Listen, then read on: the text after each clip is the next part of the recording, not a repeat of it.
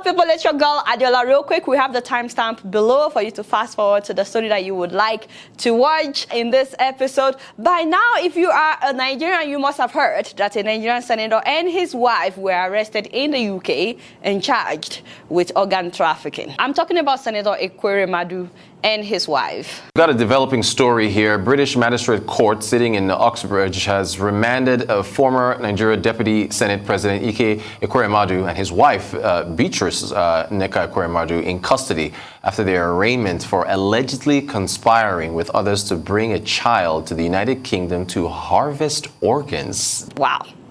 Okay. One thing that we do know in this story is that one of Senator Ekweremadu's daughter, Sonia, has been sick for a long time, and she has been on dialysis for a while, and she's in dire need of a kidney transplant. So there are so many reports about what actually happened with this story, Senator Ekweremadu and his wife being arrested, but I'm going to go by the report by Arise News because their reporter was actually present at the court hearing in the UK. What we've also found out is that the Ekweremadu's daughter has serious illnesses as it pertains to a kidney and has been on dialysis for quite some time. So it's believed that she currently still is in need of a kidney transplant. So this may be different from what some of you have seen on social media, but I'm going to also talk about some of the things that we've seen on social media. Now, according to the prosecutor in court in the UK, Senator Ekweremadu needed kidney for his daughter, who's presently sick. So according to the prosecutor, the senator found a 15-year-old homeless boy in Lagos and decided to help him get a passport in order for him to travel to the UK to donate his kidney. And the passport said that the boy is 21, which would be a lie if the boy is 15. And the senator promised him a better life in the UK if he comes to the UK. That the plan was when he gets to the UK, his kidney would be donated to the senator's daughter. They got him a passport, they got him a visa, they got him to the UK.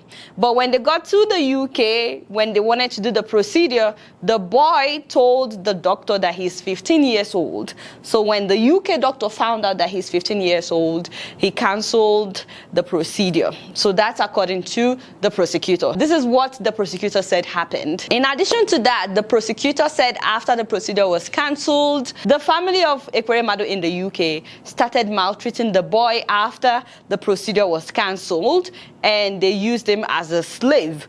Even though the senator works in Nigeria, 3 of his children are UK residents. So according to the prosecutor, the boy ran away where he was being maltreated, slept outside for 2 days, and then went and reported to the police. And that's how the Ekweremadus were arrested. It's believed that when he truthfully disclosed his age to the doctor at the Royal Free Hospital, that doctor obviously cancelled the procedure, and he was taken back into the custody of the family who it's believed treated him, according to the prosecution, like a slave, made him sleep on the sofa until he escaped from that home, slept rough for 2 days, and then found his way into a police station, and that's when the police investigation started. Now, according to the Ekweremadu's lawyer, he was not a homeless boy from Lagos, and their lawyer is also arguing that he's not 15, as he claims that he's actually 21. Now, you should also know that his international passport is circulating online, where they wrote 21. I'm not saying that he's 21 or not.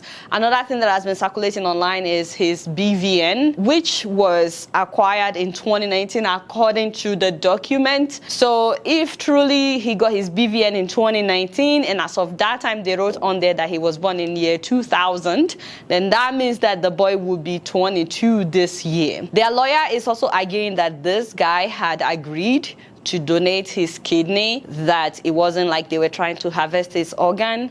And then another thing circulating online is supposedly the letter that the senator himself wrote to the UK embassy when the boy was trying to seek for visa, and he wrote on that document that it's because he wanted to go and donate his kidney. So we don't know who's lying. The only thing that we do know is that the Ekweremadu's daughter needs kidney transplant. She still needs the kidney transplant, by the way, and the Ekweremadus are trying to find a way for her to get the kidney transplant.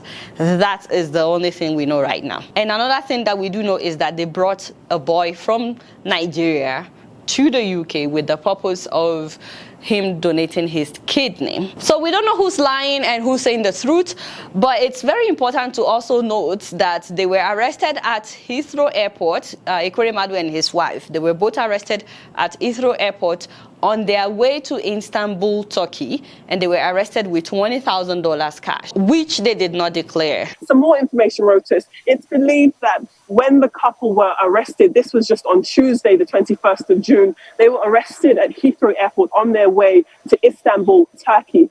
And it's believed that they were traveling to Turkey in order to procure another organ. So people are saying that since the boy was not able to donate his kidney, that maybe they were on their way to Turkey, still looking for kidney. Another write-up that has been circulating online is that when the boy got to the UK and they wanted to do the kidney transplant, that they found out that he's not a match.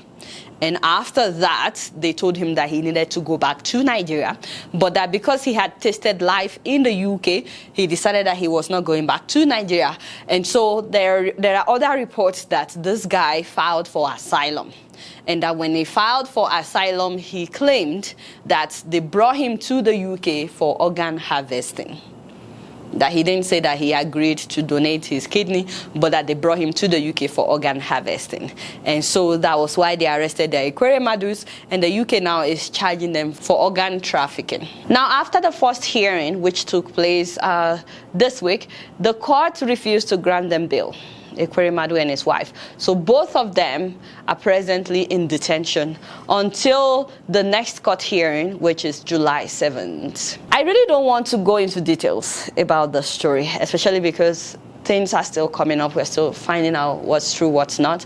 I just want to focus on the fact that this is hopefully another wake-up call for our officials in Nigeria to do something about our health sector, about our healthcare. How can there not be one hospital in all of Nigeria good enough for Ekweremadu's daughter to receive treatment? A country of 200 million people, do you know how many doctors we have? If Ekweremadu's daughter is being treated in Nigeria, none of this would have happened. How can you be a senator? He's not just a senator, by the way. This man has been a senator since 2003. For 19 years, he's been a senator over and over and over. He was once the deputy Senate president, and you cannot sponsor a bill to ensure that our hospitals are well equipped. I don't understand it. Keep in mind that some of those doctors in the UK, where a lot of these officials are running to, some of them are Nigerian doctors. I'm talking about some Nigerian doctors that left the country out of frustration for lack of adequate equipment for them to work or do research, or because of poor salary, they are underpaid, and for not being paid on time, they are still owing doctors salary. So it's not that Nigerian doctors cannot do the kidney transplants. And despite the limited resources we have in Nigeria, by the way, they're doing kidney transplants successfully in Nigeria. And even if they don't want to go to teaching hospitals or public hospitals, there are some really nice private hospitals in Nigeria where they could get this girl treated. I've featured some of those hospitals on this show. Really, really nice. You wouldn't even know that they are in Nigeria. Why can't our officials use these hospitals? But then I heard that the daughter who is sick is actually a UK resident. She's one of 3 children who are UK residents. And so people are saying, well, it makes sense for her to get treatment in the UK because she's a UK resident. And that's why they needed to bring someone to the UK. I'm sure that the girl is on a list in the UK waiting for kidney, but in the UK it's first come first serve. There's no favoritism. If she were to be in Nigeria, for example, they would have put her as number 1. For real, why is it that our officials have no shame?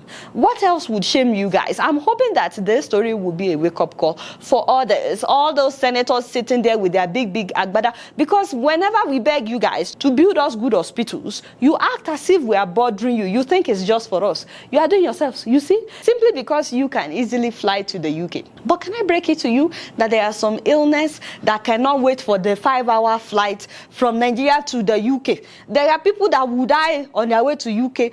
I mean, look at the former president of Togo, Eyadima. Is good enough as an example for you guys. The man was president for 38 years. It wasn't as if he was ready to leave. He wanted to die there. And he did. Because the day he had heart attack, they got him on the private jet, flying him to Europe. He died on his way to Europe. Heart attack. Instead of them to rush him quickly to one good hospital like that, for 38 years that he was president, he didn't build one good hospital that could treat him, and that was why he died the day he died. Former Ethiopian Prime Minister Meles Zenawi died at a Belgian hospital in 2012. And then the president of Guinea-Bissau, Malam Bakai Sanha, died in a Paris military hospital the same year, 2012. Zambia's president, Michael Sata, died in a British hospital in 2010. It breaks my heart because even his predecessor, Levi, died at a Paris hospital in 2008. So you would think he would have done something. Gabonese president, Omar Bongo Ondimba, died in a Spanish hospital in 2009. And that's after more than 4 decades in power. You would think he would have built a good hospital where he could have been treated. Zimbabwean former president Robert Mugabe would always travel to Singapore for checkups. Every little thing like that, he was back in Singapore. And guess where he died? At a Singaporean hospital. He died at a hospital in Singapore. I mean, you would think these African leaders would at least want to die at home. At least build yourself a good hospital where you can be made comfortable even in your old age, so that even when you pass, they don't have to be bringing your body from another country. So many of those senators with their big agbada, if they should just have heart attack suddenly, I'm not praying for you to have heart attack. I'm just being real. Are they seriously going to fly you to the UK before you will receive treatment? Why is it that these people don't think? You think we're just begging you for ourselves, and said, you are doing yourselves, because some of you are battling with health issues. And if it's not you, it may be your wives, it may be your children. We had a president that was really sick. Yeah, you guys remember, they flew this man to the Middle East for treatment. He apparently died, and they still brought his corpse to Nigeria, pretending and telling us that he's still alive. Maybe if he had good hospital in Nigeria, maybe he wouldn't have died. And we are not even asking that this man, Ekweremadu, and all the other senators, we are not asking you to use your personal money. We just want you to ensure that we have good hospitals, because you have access to all these resources, and you can sponsor bills that would ensure that the president, for example, and the rest of you don't go abroad for treatment. Once all that is all you need to do, just pass that bill that says no government officials should go abroad for treatment or their family members. Overnight, all the hospitals in Nigeria would be well equipped. The bill is there. You guys remember? These men are standing against this bill. If there's ever a time to pass this bill, it is now. And if they sponsor a bill and the administration is refusing to do the right thing in equipping our hospitals, according to one of the senators, Senator Shehu Sani on BBC, he said that Nigerian senators are getting an allowance of 13.5 million naira every month. 13 million every month. In addition to their monthly salary of 750,000 naira. How much is that in dollars? Thank you.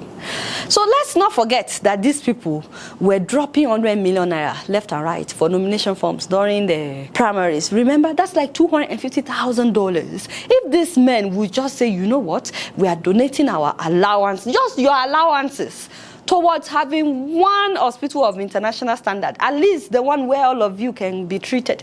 Don't you think that if any of them should fall sick, or their children or their wives, at least we'll have a place to take care of them?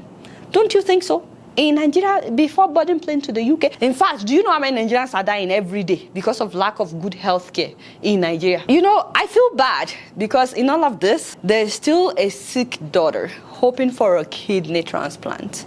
I feel bad for their daughter. And I know that they are desperate to save their daughter's life. And I'm praying that she gets a kidney transplant and that she wouldn't die. But at the same time, do you have an idea of the number of people that are raising funds online every day in Nigeria? Even celebrities, people that are raising funds for kidney transplant, for cancer treatment, and so on and so forth. And you would see people dying every day. People are desperate trying to go to India. People are desperate trying to go to Pakistan for treatment. It's that bad, and our officials have never cared. We cannot continue like this. Dear senators, in case any one of you is watching this show, your next meeting should be about how to transform the hospitals that we have in Nigeria and to get us good equipment. Common BP monitor. Do you know that some hospitals have very limited? In fact, I've seen a situation where they have one BP monitor for an entire ward. People People are dying for lack of oxygen tanks in Nigeria. Oxygen tank, how much? Get it for them. Pay our doctors well. They are saving lives. They are saving your lives. Pay them well so that they are not all trying to leave the country for where they will be better paid. Also, pay them on time. I don't understand how you can be owing doctors salaries and build us better hospitals in addition to the ones that we have right now. Like I said earlier, their case has been adjourned till July 7th and they were not released.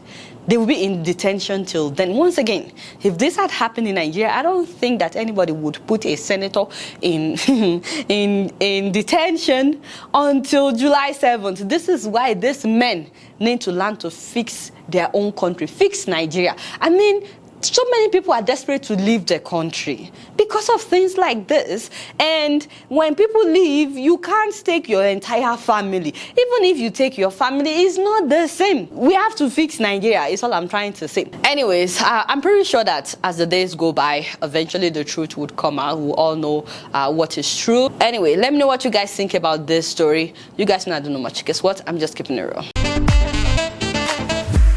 Moving on to Malawi. Believe it or not, guys, the vice president of Malawi has been fired. Malawian President Lazarus Chakwera on Tuesday fired his vice president, that is Salus Chilima, and he stripped him of all delegated powers after the vice president was named in a massive corruption scandal. We're talking about a corruption scandal in government contracts that already implicated several other senior officials as well. Corruption comes in many forms, and the opportunities to succumb to it in this country abound. But you must resist it at every turn. Because if you do not follow the law will follow you. And if you think that I will use my office to save you from facing a law you have broken, then you are gravely mistaken. The Anti-Corruption Bureau, ACB, in Malawi is investigating a British Malawian businessman, that is Zunet Sata, on suspicion of corruption, fraud, and money laundering. Well, then he has implicated a number of officials in Malawi. That bureau found out that a total of about 53 public officials in Malawi and former public officials allegedly received money, bribe, from Mr. Sata in the 8 months between March and October of 2021. In addition, the Bureau found out that 31 other people from private sectors and the media, as well as civil society and the legal profession, also received money from Mr. Sata. People were collecting bribe, bringing it to a total of about 84 people suspected of being involved. We're still waiting for the Bureau to take them to court to substantiate their allegations against these officials and to make known its course of action in relation to all allegations. But in the meantime, though, the vice president was fired while in office, And, my question is, do you think that something like that could happen in your country? A top government official would be fired for corruption? I really want to know what you guys think about this in the comment section. Put something in the comment section if you think this can happen in your country or not. You guys know I don't know much. Guess what? I'm just keeping it real. Moving on to Ethiopia, guys, more than 200 people, in fact, some people are reporting 300 plus, mostly ethnic Amharas, were gunned down on Saturday, this last Saturday, in an attack in the Oromia region. This is so sad. A rebel group, the Oromo Liberation Army, OLA, has been blamed for this attack, but they denied it. This is one of the deadliest attacks in recent memory in Ethiopia as ethnic tensions continue in Africa's second most populous country. Let's not forget that after Nigeria, Ethiopia is the second most populous country in Africa. I mean, we're still talking about the ongoing war in Ethiopia, and now this happened. We're talking about fathers, mothers, children, entire families wiped out. I mean, just try to visualize about 300 people. That's more than some churches, all of them gunned down. Ethiopia is experiencing widespread ethnic tensions in several regions of the country, and most of these tensions are over historic grievances as well as political tensions. This is Oromia, the largest state in Ethiopia, also the site of its deadliest conflict. For decades, two ethnic groups have been locked in a war. The majority Oromo ethnic group and the minority Amhara people. You guys know how we have ethnic tensions in Nigeria as well and in different African countries. Unfortunately, the Amhara people, the second largest ethnic group among Ethiopia's more than 110 population, have been targeted frequently in regions like the Oromia region. Ethiopian Prime Minister, when he was talking about this, said that the massacre is unacceptable and that his government is focused on restoring peace and security in affected communities. You know, it breaks my heart that we keep killing each other in different parts of Africa. We kill each other over ethnic issues. We kill each other over religion. This is not just happening in Ethiopia. I mean, you guys remember what happened in Nigeria recently when some people were gunned down inside a church, about 50 people. And I just can't help but wonder, when would we stop killing ourselves? At the moment, Ethiopians in different parts of the world are holding candle services. They are holding vigils in memory of those that were killed. They're having vigils all across Canada, all across the US and Europe, and in different parts of the world. It's so sad that this happened, and we just wanted to express our condolences to the people of Ethiopia during this time. May the souls of the departed rest in peace. You guys now don't know much. Guess what? I'm just keeping it real.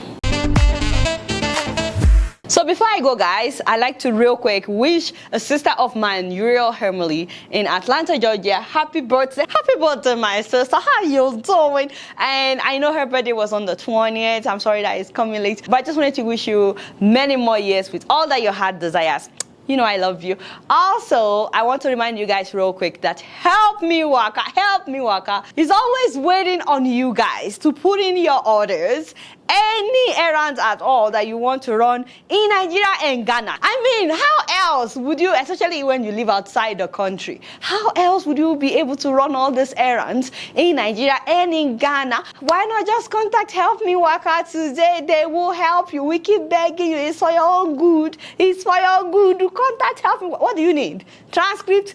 Call them. They will help you to get it. What do you need? Verification? Call them. They will help you to get it. Are you trying to buy a plot of land and you don't know how to verify the authenticity? Call Help Me Waka and they will help you. So make sure that you call them today. So did you guys click the thumbs up button yet? Thank you so much in advance, and please share this episode if you enjoyed it. All right, y'all, it's been real and I'm keeping it right up in here. Don't forget to follow me on Facebook, Twitter, and Instagram. And if you're yet to subscribe to my channel, I'm watching you on Plasma TV. Press the subscribe button and the bell button. Until next time, I'm gonna see you all later. Peace out.